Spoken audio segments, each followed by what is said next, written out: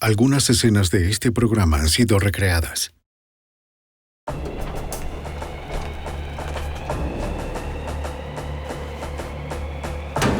En Arizona, un cargamento de dinero desapareció en el desierto junto con los 2 hombres contratados para protegerlo. El FBI no sabía si estaban implicados o fueron víctimas de una emboscada. Las respuestas estaban en algún lugar en el enorme y vasto territorio al norte de Arizona. Los agentes del FBI lucharon por unir todas las pistas dispersas para revelar la verdad. La evidencia se acumula, no hay sospechosos evidentes. El centro de comercio es bombardeado. Ted Kaczynski es arrestado.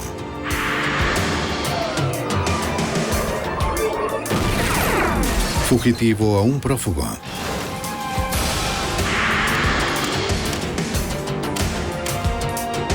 Los archivos del FBI.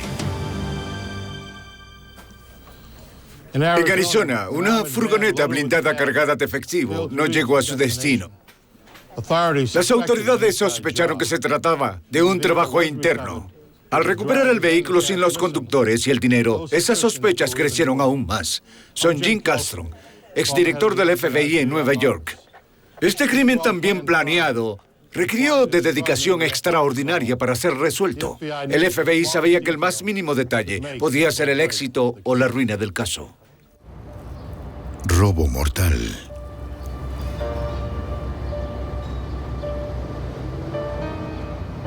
...24 de mayo de 1977...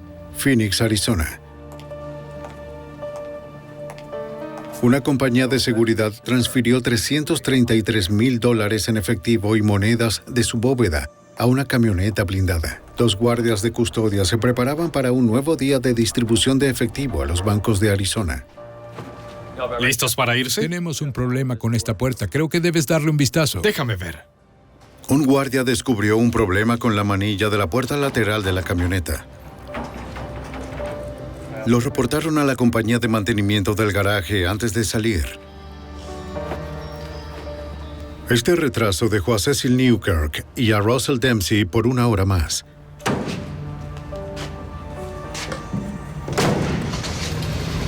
La ruta del día incluía paradas de Phoenix a 241 kilómetros al norte de Flagstaff. Hola, Unidad 26, a Central. Con el retraso iba a ser muy difícil hacer todas las paradas. Los bancos esperaron por las entregas para poder dispensar efectivo a sus clientes.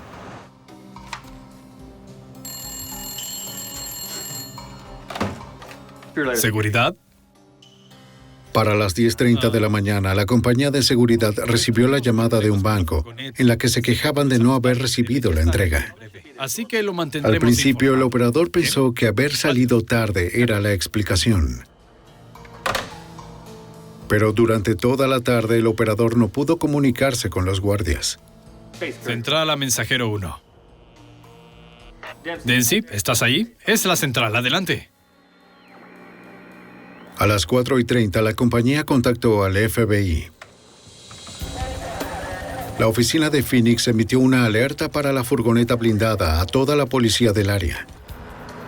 Las autoridades estatales y locales aprovecharon la luz restante del día para buscar el vehículo desaparecido. No encontraron rastro del auto ni de los guardias. El agente especial Steven Chenoweth, quien ahora está retirado de la oficina del FBI en Phoenix, se preguntó si los guardias se habrían robado el dinero. Uno de los primeros pasos es investigar a los conductores para determinar si pudo haber o no la posibilidad de que estuvieran involucrados en lo sucedido. Los 2 guardias desaparecidos estaban casados. Esa noche, un agente del FBI entrevistó a cada una de las esposas por separado. ¿O el dinero que está ganando? Confirmaron que ninguno de los 2 tenía problemas financieros que les pudiera llevar a robar el dinero. No, siempre es igual. Esto no es solo sobre el dinero. Es cierto. ¿Y si esto Los oficiales de la compañía estaban de acuerdo. Ambos guardias habían prestado 20 años de servicio fiel. La ruta de la furgoneta desaparecida cubría una amplia área del estado. Las autoridades tenían cerca de 1.600 kilómetros cuadrados que revisar, y la mayor parte de ese terreno es desierto.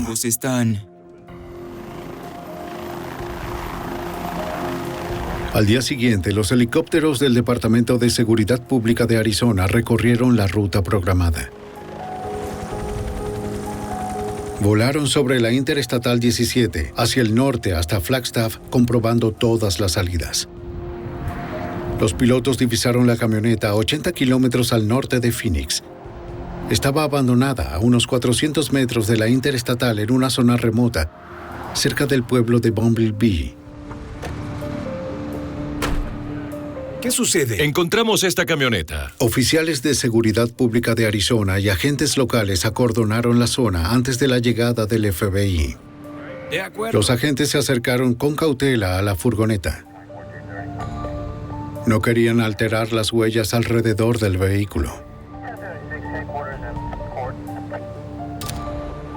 Las puertas de la furgoneta estaban cerradas. Desde el exterior había poco que diera indicios de lo ocurrido.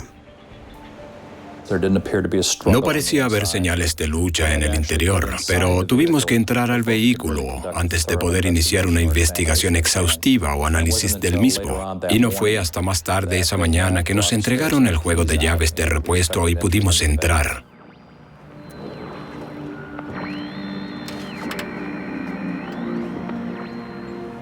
La radio continuaba encendida, aunque la central no había recibido ninguna llamada de ayuda.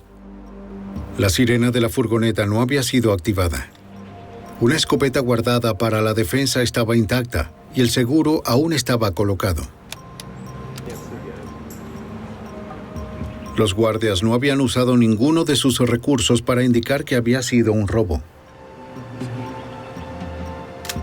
En la parte trasera, los agentes encontraron bolsas con varios miles de dólares en monedas, pero $293,000 en billetes estaban perdidos. Las salpicaduras de sangre en la alfombra y en las bolsas indicaban que alguien resultó herido. Ven aquí, mira esto. La mayor preocupación en ese momento, por supuesto, es la seguridad de los guardias. El dinero siempre puede ser reemplazado, pero no una vida. Así que nos preocupaba el destino de los guardias. Entre las huellas en el polvo, los investigadores notaron un conjunto diferente de huellas de neumáticos detrás de la furgoneta. Los técnicos capturan la evidencia de las impresiones de los neumáticos con fotografías y yeso. Los agentes concluyen que era improbable que los guardias hubieran sido atacados por una sola persona.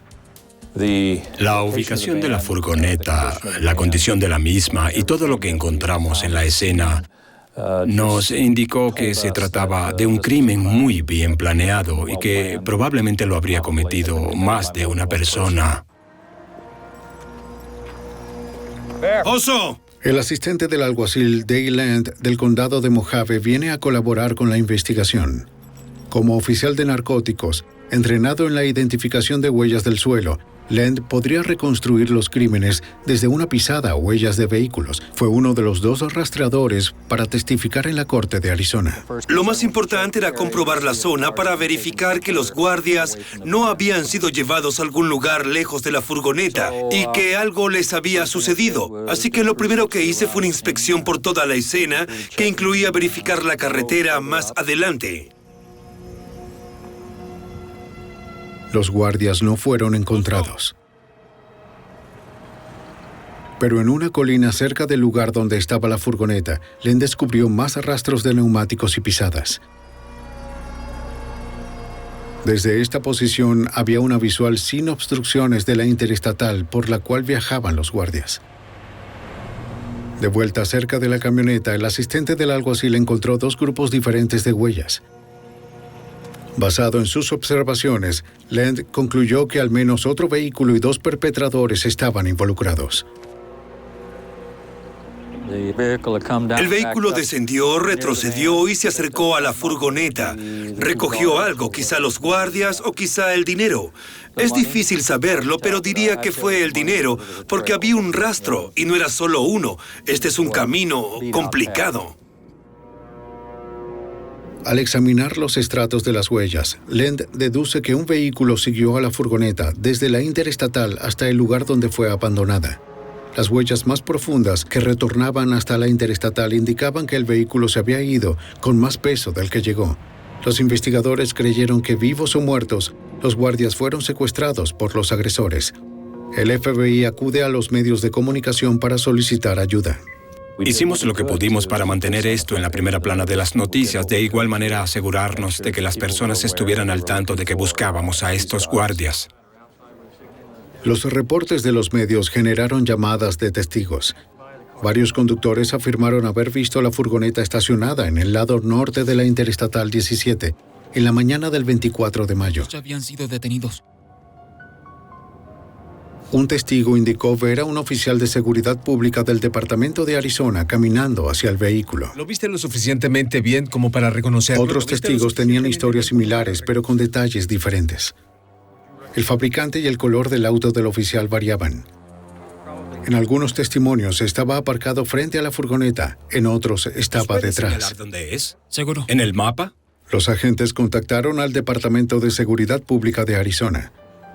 Ningún oficial reportó haber detenido una furgoneta blindada en la I-17 esa mañana.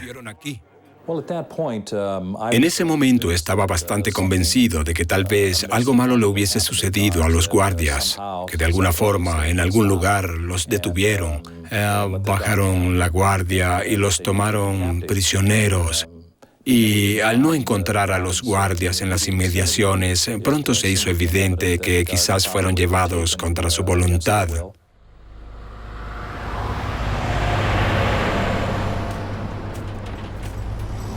El FBI y el oficial Lend buscaron en la Interestatal 17 el lugar descrito por los testigos. El sabueso encontró el lugar donde se creyó que la furgoneta fue detenida. Las marcas eran recientes, tenían un lapso de entre 24 y 48 horas. Se podía ver dónde estaba la puerta, por donde alguien se había bajado, el lugar de las marcas de desgaste en el suelo. Parecía que había habido movimiento. Las hendiduras y marcas en la tierra indicaban que hubo una lucha cerca de la parte trasera de la furgoneta. Las huellas de neumáticos de un segundo auto en la interestatal coincidieron con las del área donde fue abandonado el otro vehículo. Curiosamente, las mismas huellas fueron encontradas más adelante, justo enfrente donde la camioneta había sido detenida. Varios conductores incluso se sometieron a hipnosis para proporcionar detalles a un dibujante de lo que recordaban. Algunos recordaron que el oficial de la escena llevaba un sombrero. Otros declararon que no lo llevaba, pero ninguno de los bocetos produjo ninguna pista. El FBI había llegado a un callejón sin salida. Luego, en la mañana del 16 de junio de 1977, a 482 kilómetros al noroeste del lugar de la escena, dos hombres hicieron un terrible descubrimiento mientras pescaban en el lago Mill. Los hombres descubrieron a un cuerpo flotando en la bahía Debbie.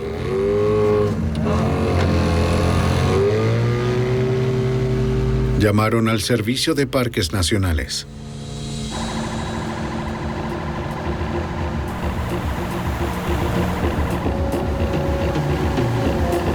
Los investigadores se dirigieron rápidamente al lugar donde el cuerpo fue visto. La policía local se unió a los buzos del Servicio de Parques Nacionales.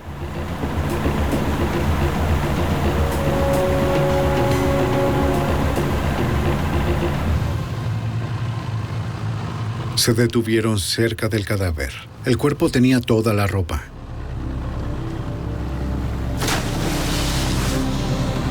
La cabeza y el torso estaban cubiertos con un bolso de lona. Un oficial recuperó una billetera del bolsillo trasero. Tengo una licencia de La conducir. víctima era Russell Dempsey, uno de los guardias desaparecidos. Los buzos registraron el área, pero no pudieron hallar el otro cuerpo. No muy profundo encontraron dos palos de madera unidos por una cuerda. ¡Oigan, chicos! ¿Qué encontraste? ¡Una soga! Muy bien, tráela aquí.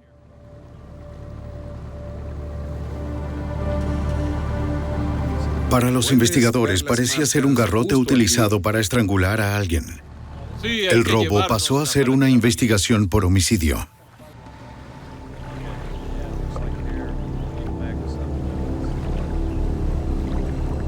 Los investigadores aún no tenían nada que pudiera llevarlos a algún sospechoso. Solo sabían que un oficial de seguridad pública de Arizona o alguien vestido como uno podía estar involucrado. En la mañana del 16 de junio de 1977, los buzos del Servicio de Parques Nacionales de Arizona recuperaron un cadáver del lago Mead. Era uno de los 2 guardias del vehículo blindado que habían desaparecido el 24 de mayo junto con $293,000.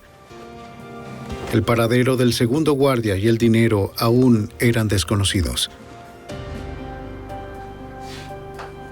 El forense del condado determinó que el guardia encontrado en el lago había sufrido un ataque al corazón. También había sido estrangulado.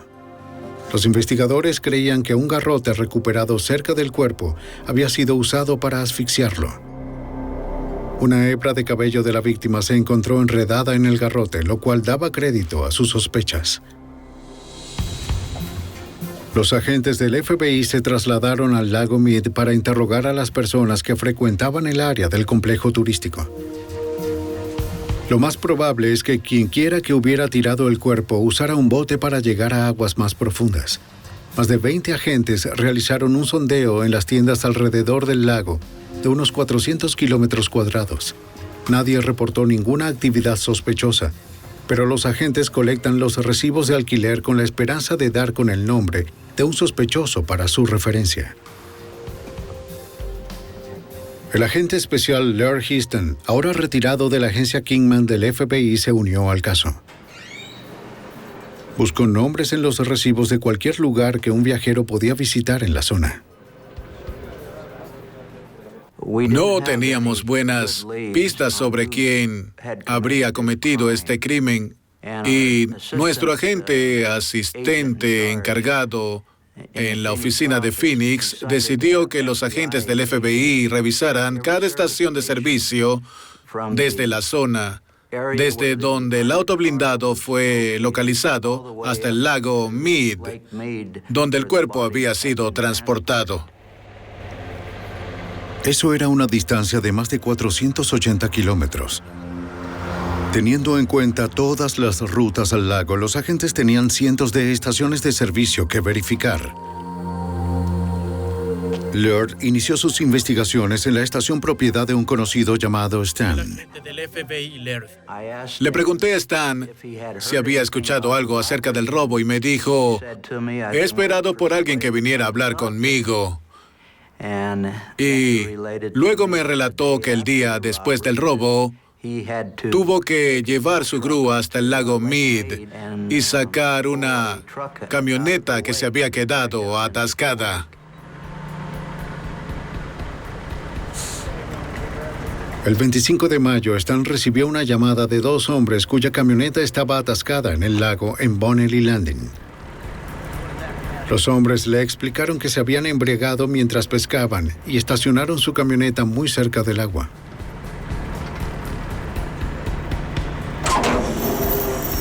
El sujeto explicó que no vio ningún tipo de equipo de pesca en el interior, pero notó huellas de arrastre en el polvo de la plataforma. Parecía que algo pesado había sido arrastrado por atrás. Muy bien. Stan llevó a los hombres a la estación de servicio. Aquí está el recibo. Hizo un recibo y les pidió firmarlo. De acuerdo, le traigo su cambio, pero debe firmar, justo ahí. Los clientes dudaron antes de que uno decidiera firmar. El nombre que usó fue Mike Poland. El dueño de la estación creyó que sería capaz de identificar a los hombres si los veía de nuevo. Fue el hallazgo que los investigadores habían estado esperando. La facilidad para encontrarlo tomó por sorpresa al agente especial Histon. ¿Nombre o el del compañero? ¿Sabe cuál era su nombre? En el primer lugar que investigo encuentro esta información. Me tomó totalmente desprevenido y me impactó. Y dije, vaya, eso es, por fin tenemos algo por dónde comenzar. Los agentes buscaron el nombre de Michael Pollan entre los miles de recibos de alquiler de botes recolectados en el lago Mead. Después de varias horas lo encontraron. Michael Pollan rentó un bote el día después del robo, señalando como destino Bonnelly Landing. Era el mismo lugar desde donde su camioneta había sido remolcada. Los agentes volvieron al lago Mead en busca de evidencia adicional entre Bonnelly Landing y la tienda de alquiler de botes en la orilla opuesta. Dentro de esa gran área de 7 kilómetros, los oficiales divisaron otro cadáver cubierto por un bolso flotando en la superficie. Era el segundo guardia desaparecido. Recibió fuertes golpes antes de ser ahogado. El forense encontró 2 bultos en su pecho que correspondían con las heridas provocadas por una pistola eléctrica. Los efectos personales del guardia fueron removidos, incluyendo un reloj de cuerda que se había detenido a las 10:37 de la noche del 26 de mayo. El equipo del agente especial Stephen Chenoweth redobló la búsqueda de pistas en el lago Mead. Basados en el lugar donde se encontraron los cuerpos, las corrientes y la cantidad de tiempo que creemos que permanecieron en el agua, pudimos rastrearlo al lugar donde pensábamos que podían haberlos colocado, en el lago Mead. Esa zona estaba a solo 91 metros de la bahía Debbie, donde el cuerpo del primer guardia fue encontrado. Los buzos se enfocaron en un arrecife que bordeaba una zanja de 240 metros. Una búsqueda permitió encontrar un tercer bolso similar al que cubría los cuerpos. Lo enviaron al laboratorio del FBI para su análisis.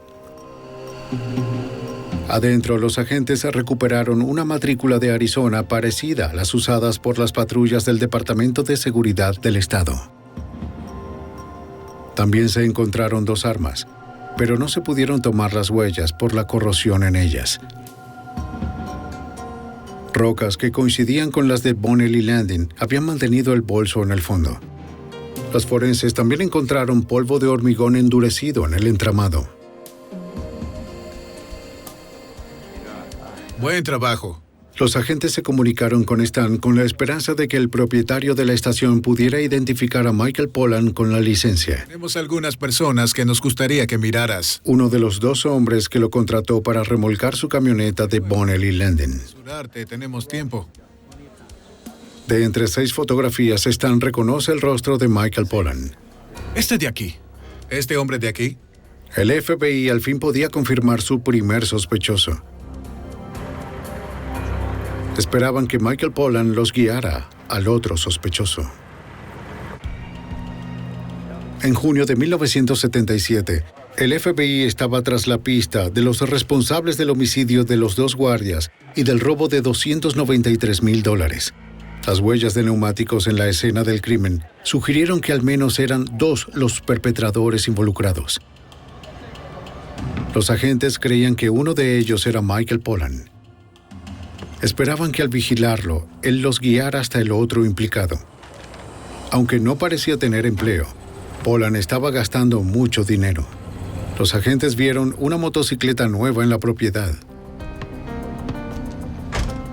Los agentes identificaron al hombre que visitaba con frecuencia a Michael como su hermano menor Patrick. Este acababa de comprar un auto nuevo. Iré a hacerles preguntas, ¿de acuerdo? Bien, tomaré algunas fotografías más. Cuando los hermanos entran en la casa, un agente se acerca al hijo adolescente de Michael y lo felicita por la nueva motocicleta. Sí, mi padre las compró. El chico le dice que su padre compró 2 hace poco y mucho más. Bien, que tengas un buen día. Gracias. Los agentes ampliaron la investigación para incluir a Patrick Pollan y solicitaron el historial financiero de ambos hermanos. Antes del robo a la furgoneta blindada, ambos tenían problemas económicos. Poco tiempo después, sus deudas fueron canceladas y compraron nuevos autos. El agente especial Steven Chenoweth comparó sus ingresos con sus nuevos hábitos de consumo.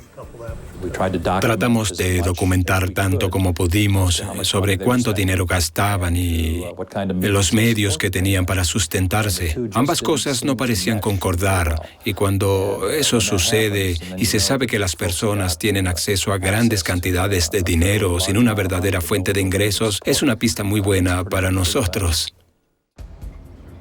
Ellos lo usaron, se llevaron el auto. Los agentes entrevistaron al padre y fotografiaron su camioneta. El señor Poland admitió que sus hijos tomaron prestada la camioneta el día del robo. Señor Poland, disculpe. Sí, señor. ¿Puedo tomar una muestra? No hay problema. El padre mezcló concreto en la plataforma semanas antes del robo. Los agentes tomaron una muestra del polvo para procesarlo. Los forenses del FBI analizaron la muestra. Luego la compararon con el polvo dentro de las bolsas recuperadas en el lago Mead. Concluyeron que la sustancia en el interior provenía del mismo lote que el concreto encontrado en la camioneta. Me gustaría que los observe. Una vez más, el FBI le pide a Stan que observe una serie de fotografías. El dueño de la estación de servicio no pudo identificar a Patrick Poland como el acompañante de Michael. Se ve exactamente igual. Cuando la remolqué... Pero reconoció la camioneta de su padre como la que remolcó del lago. Sí, esa es. ¿Estás seguro? Sí, estoy seguro. En la mañana del 27 de julio de 1977, los agentes llegaron a la casa de Michael Poland con una orden de registro. El chico diamante, Colin Schwartz. Colin Schwartz, en Las Vegas. Poland afirmó ser un vendedor de joyas independiente. Dijo que el día del robo estaba en Las Vegas comprando joyas. Estuve allí por 3 días. ¿Qué hiciste al volver? Los investigadores encontraron $12,000 en efectivo. Mira lo que tenemos aquí. Eso es mucho dinero. Sí. Declaró que era usado para su negocio de joyas. Los agentes confiscaron varios recibos. Uno de ellos era por un par de pistolas eléctricas de alto voltaje vendidas a un hombre llamado Mark Harris un mes antes del robo. ¿Reconoces a estas personas? No muy lejos de ahí, los agentes registraron la casa del hermano de Michael, Patrick Poland. Nunca lo he visto. El agente especial del FBI, Frank Maury, ahora retirado, le pregunta si él y su hermano Michael han estado en el lago Mead. Patrick contó una versión diferente a la de su hermano. Primero dijo que su hermano y él habían ido allá a pescar. Estaba muy nervioso, demasiado nervioso. Tuvo muchas dificultades para explicar varias cosas de su paradero, en particular el día del crimen y el día después. Continuemos con el interrogatorio. Mientras Patrick era entrevistado, recibió una llamada. 3 agentes acaban de venir a mi casa. Quieren saberlo todo. Era su hermano Michael. Sí, también están aquí. Le instó a no hablar con los investigadores. En la revisión de la casa de Patrick, encontraron un arsenal de armas y $16,000 en efectivo. El FBI rastreó y procesó los autos que los hermanos poseían antes del robo. Las marcas de los neumáticos no coincidieron con las encontradas en la escena del crimen. Los forenses no hallaron ninguna evidencia física que vinculara los autos con el suceso. Los agentes visitaron la tienda de armas donde las pistolas eléctricas fueron vendidas a Mark Harris antes del robo. El vendedor que las vendió solo pudo recordar que Harris era un hombre blanco de poco más de 20 años. Ya que el recibo fue encontrado en la casa de Michael Poland, presumen que quizás es un alias. Uno de los procedimientos que hace el FBI es tratar de eliminar otros sospechosos lógicos. E hicimos eso en este caso. El nombre Mark Harris, nombre bastante común, tuvimos que descartarlo porque no era otro más que el alias de Mike Poland. El agente especial Maury busca en los registros públicos a todos los Mark Harris con edades entre 25 y 40 años. De hecho, encontramos literalmente cientos de Mark Harris. En registros vehiculares, registros de motocicleta, guías telefónicas y en cualquier caso, hasta visitamos sus casas. Los rastreamos e interrogamos y descubrimos que no tenían nada que ver con este crimen. Sin pruebas de que Mark Harris fuera un alias para Michael Pollan y ninguna evidencia que relacionara a los hermanos con los crímenes, los agentes no pudieron arrestarlos. Durante los próximos 10 meses, lo único que podían hacer era hacer seguimiento cuidadoso a todos sus movimientos. El agente especial Chenoweth hizo vigilancia en helicóptero. Queríamos saber todo lo que Michael y Patrick hacían, lo que habían hecho y lo que iban a hacer. Los investigadores siguieron llevando un registro sobre los hábitos de gasto de los hermanos. Vieron a los Pollan cerrar un trato en un centro de juegos. A pesar de las evidencias circunstanciales, los agentes no pudieron hacer un arresto. El FBI tenía que encontrar evidencia más fuerte para evitar que los hermanos quedaran impunes. ¿Cómo estás? En abril de 1978, el FBI sospechaba que Michael y Patrick Pollan asesinaron a 2 guardias y robaron casi $300,000. Después de 11 meses de investigación, los agentes no tenían pruebas suficientes para convencer a un jurado de emitir un veredicto. El agente especial del FBI, Frank Murray, buscó desesperadamente pruebas para fortalecer el caso. Lo que necesitábamos era evidencia física. No teníamos huellas dactilares, no teníamos buenos testigos oculares, tampoco había partes de evidencia física que pudieran relacionar a Mike y a Pat Pollan con el crimen. El agente se centró en los 3 bolsos de lona recuperados del lago Mead con los cuerpos de los guardias. Verificó en más de 20 lugares en el área de Phoenix buscando el posible lugar de fabricación. En ninguno reconocieron el trabajo. Nadie podía darme la más mínima pista sobre quién podría hacer un bolso como ese. Algunos incluso dijeron que era probable que no fuera de la ciudad. Me sentí desalentado. El agente visitó la última tienda en su lista y mostró el bolso. El dueño reconoció que pertenecía a su compañía. Era de tamaño personalizado con una costura única que solo hacían algunas de sus costureras. También identificó el cordón que fue ordenado de forma especial, comprado en una compañía de Georgia. Por lo que el dueño sabía su tienda era la única en toda la zona que hacía los bolsos así. Dijo que debía tener en algún lugar de sus registros un recibo, porque alguien entró por esa puerta y dijo, necesito ordenar algunos bolsos de este tamaño, de este ancho, con estas especificaciones. En la oficina del FBI en Phoenix, los agentes revisaron cientos de recibos correspondientes a años de actividad del fabricante.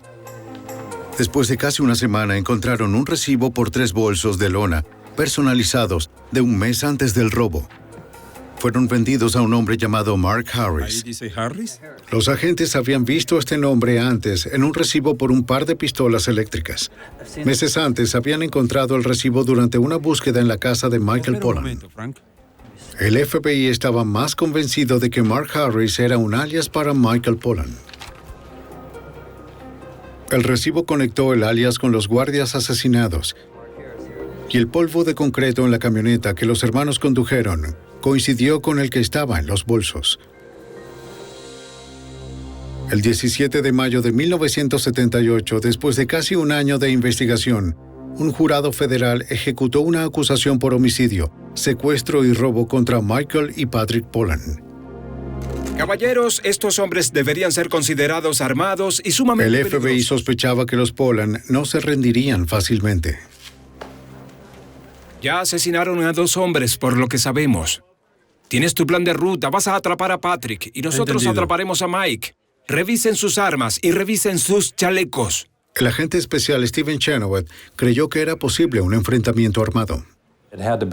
Teníamos que planear todo muy bien y ser muy cuidadosos. Los Pollan eran muy violentos, lo habían demostrado, eran muy propensos a ser violentos. El destino de los guardias así lo demostró. Y si de algo estábamos seguros, era que no podíamos arrestarlos mientras estaban en la casa y debíamos esperar que estuvieran alejados de ellas. Este sujeto... Los agentes temían que los sospechosos se atrincheraran en sus casas y comenzaran un tiroteo si descubrían que iban a arrestarlos. Los agentes esperaron que Patrick Pollan apareciera. Cuando por fin lo hizo, se dieron cuenta de que portaba un estuche para una pistola.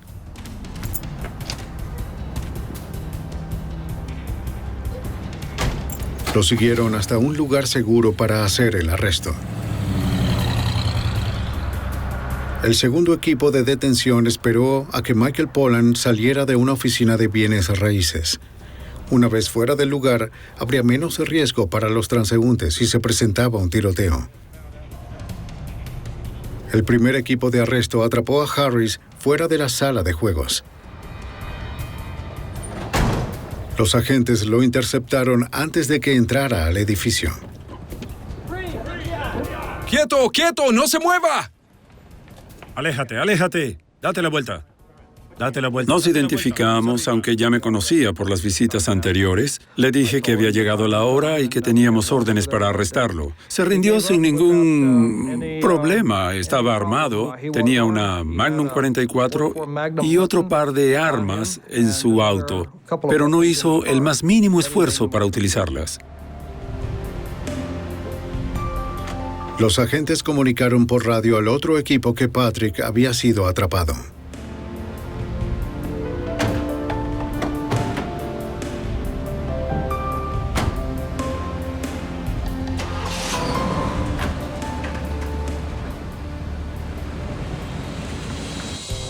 Michael Pollan había estado en la oficina de bienes raíces por casi 45 minutos.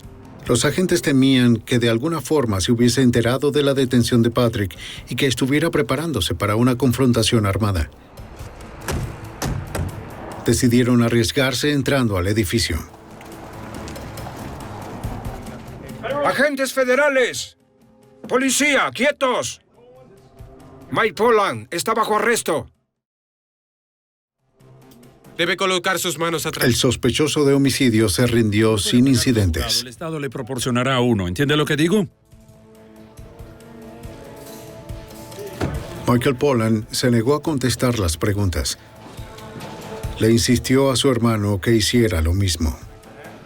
Quítate el sombrero. Ninguna huella dactilar conectó a los hermanos con los guardias asesinados o la furgoneta robada. Michael estaba seguro de que el caso del FBI era débil. Ponga sus huellas aquí. En casos como este, hay un punto de encuentro y ese punto se relaciona con el gobierno federal en cuanto al robo de la furgoneta, pero también teníamos un caso de homicidio que recayó sobre las autoridades estatales. Las autoridades consideraron su mejor estrategia para un juicio exitoso. Los fiscales estatales y federales decidieron dividir los cargos. Los Pollan fueron a juicio en un tribunal federal por los cargos de robo y secuestro.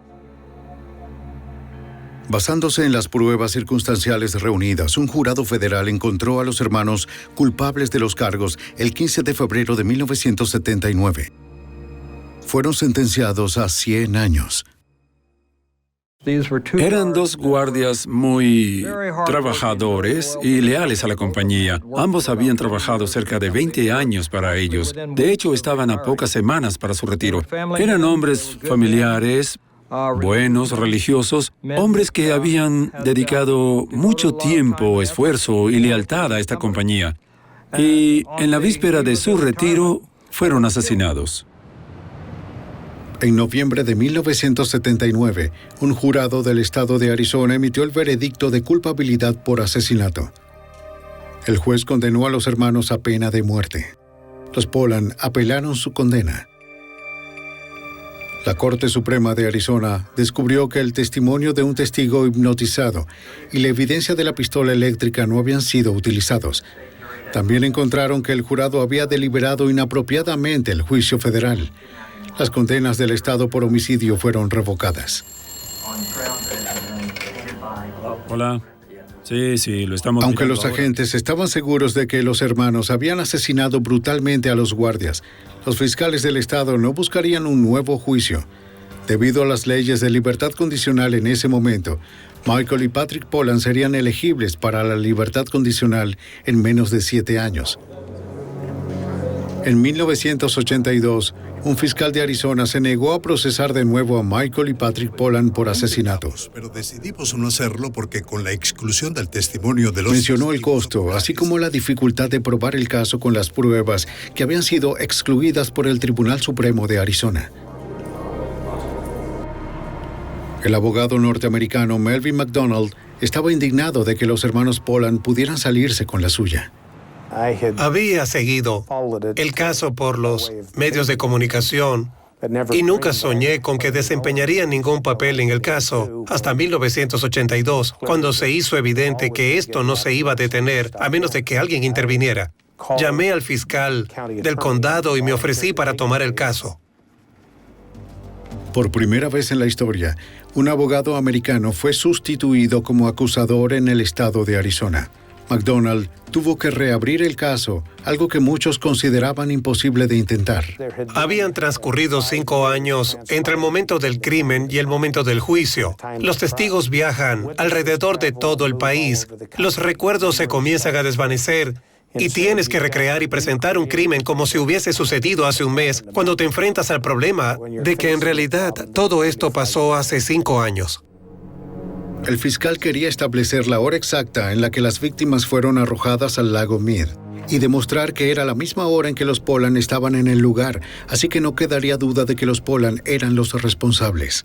Uno de los problemas con el hallazgo de los guardias fue que sus cuerpos no los recuperaron sino hasta 6 semanas después. Sabíamos que la defensa argumentaría que podían haber sido arrojados ahí en cualquier momento. Trabajando con el FBI, el fiscal encontró una parte de la evidencia que se había pasado por alto en los juicios anteriores: el reloj de cuerda del segundo guardia. Los forenses determinaron que el reloj se detuvo a las 10:37 el 26 de mayo. ¿Saben qué? Lo usaremos como evidencia. Ese reloj en particular deja de funcionar 12 horas después de inactividad, lo que significa que el reloj del guardia se habría detenido 12 horas después de que su brazo llegó al fondo del lago Mead. De hecho, teníamos expertos en relojes que lo revisaron para determinar que no se había detenido por causa del agua, que no había agua dentro de las partes del reloj que controlaban su operación. Literalmente, fuimos hasta Suiza buscando expertos que nos explicaran cuánto tiempo tomaría para un reloj que no había sido limpiado en 5 años para dañarse.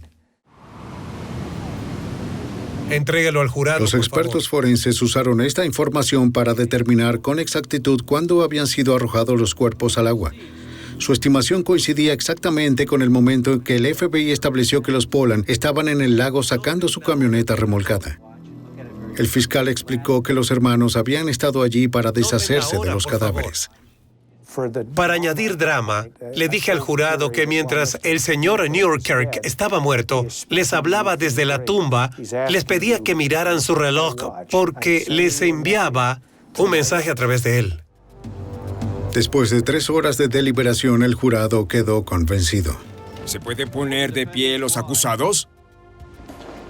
El 18 de noviembre de 1982, encontraron a Michael y Patrick Pollan culpables de homicidio.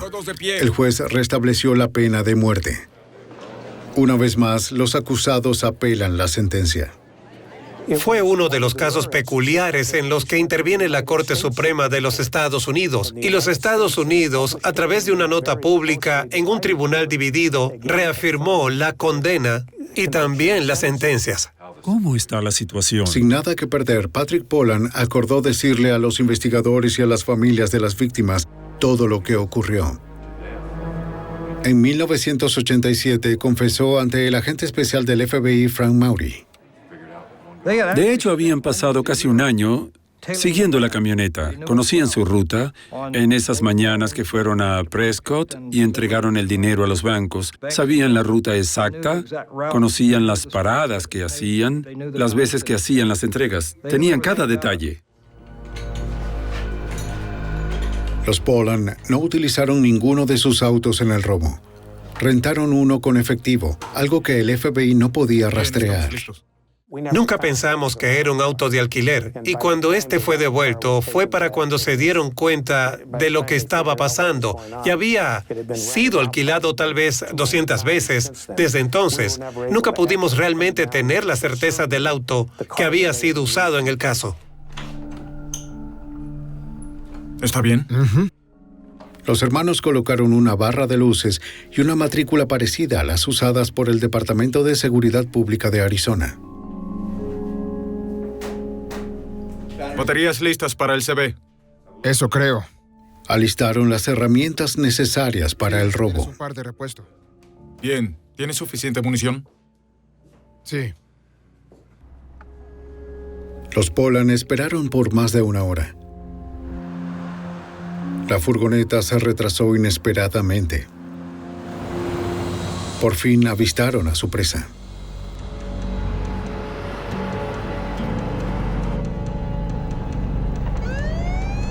Patrick conducía el vehículo modificado mientras Michael se escondía debajo del tablero. Detuvieron la furgoneta con el pretexto de exceso de velocidad.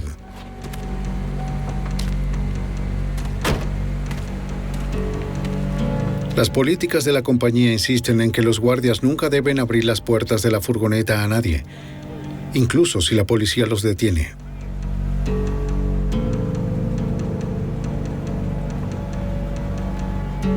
Patrick ordenó al conductor que saliera del auto. Al no seguir el procedimiento, el conductor y su compañero quedaron indefensos. ¡No se muevan! ¡No se muevan! ¡Abran la puerta! Los Polan pusieron a los guardias en la parte trasera. Michael iba a conducir la camioneta mientras Patrick iba en el otro auto. Pero cuando se fue, la furgoneta no lo siguió. Esto explicaba las huellas encontradas enfrente de donde la furgoneta fue detenida.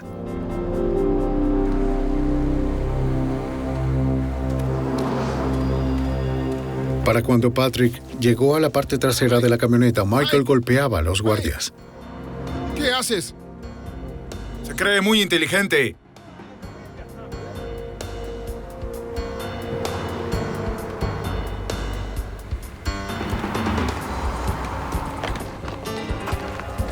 Aturdieron a los guardias con pistolas eléctricas. Dispara.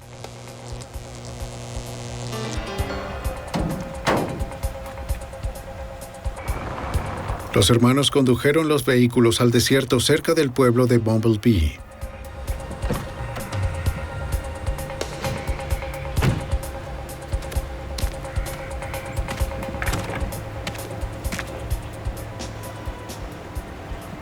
Pat.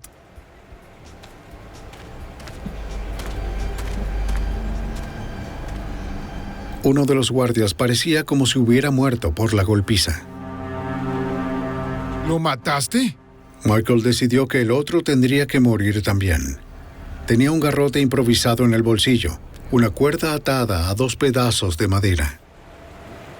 Y algo que descubrimos, por supuesto, es que Mike era obviamente el planificador, el instigador y el ejecutor en todo lo relacionado con el crimen, y que él fue quien asesinó a los 2 guardias. Pat, por supuesto, lo ayudó debido a la insistencia de Mike, pero fue Mike quien puso la soga alrededor de su cuello y los estranguló. Fui por detrás. Patrick afirmó que Michael había enterrado la mayor parte del dinero en el desierto. Al menos uno de los familiares de los Polan sabía dónde estaba. Por cooperar, las autoridades no lo procesaron por su participación. El dinero se había deteriorado por los elementos con el paso de los años. La confesión de Patrick dio el cierre al caso. Tuve mucho tiempo para pensar en eso. Lo sabíamos casi todo. Nos sentimos mejor, por supuesto, cuando la persona realmente lo admite, porque siempre hay espacio para la duda hasta que consigues una confesión desde el corazón y desde la boca del perpetrador. La corte rechazó todas las apelaciones para los Polan. El estado de Arizona finalmente administró la inyección letal a Michael Polan el 16 de junio de 1999. Después de que todas las peticiones de clemencia fueran negadas, Patrick Pollan fue ejecutado 9 meses más tarde, el 15 de marzo del año 2000. A diferencia de su hermano mayor, Patrick usó sus últimos momentos para expresar su pesar por el dolor y el sufrimiento que había causado.